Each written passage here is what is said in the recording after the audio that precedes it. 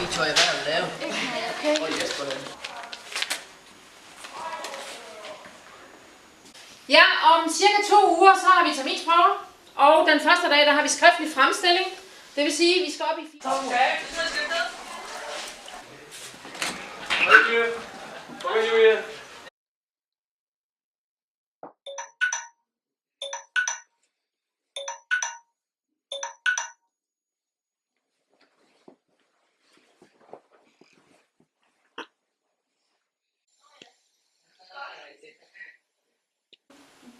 Godmorgen.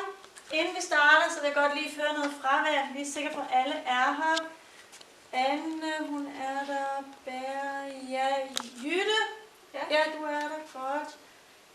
Dennis. Ja. Ja. Dorte. Ja. Godt. Sig mig, har nogen af jer hørt fra Victoria? Hun har slet ikke været der hele ugen, og jeg har ikke hørt fra hverken hende eller hendes mor. Nogen af ved, at hun pjekker, eller er hun syg? Men er nogen af jer, der har hørt fra hende?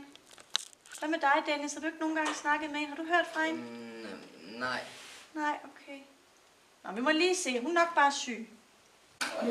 Nej, nu vil jeg teste. Peter. Hvad hedder han? Peter. Det ved jeg ikke, om du kan. Jeg finder. Musik.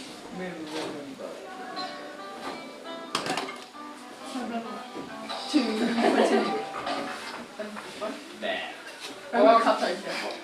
Ved ikke. Hvem skriver du med? Nej, ikke nogen.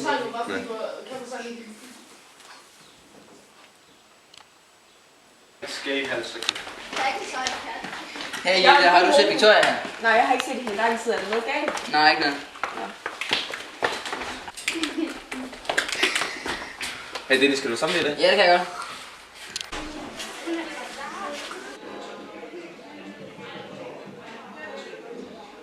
Jeg skal lige sige noget for Leila.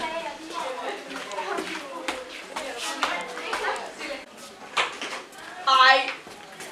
Timing for Kevin Kong. Prøv at se. Smut. Hvad er det fra Victoria? Kom ind.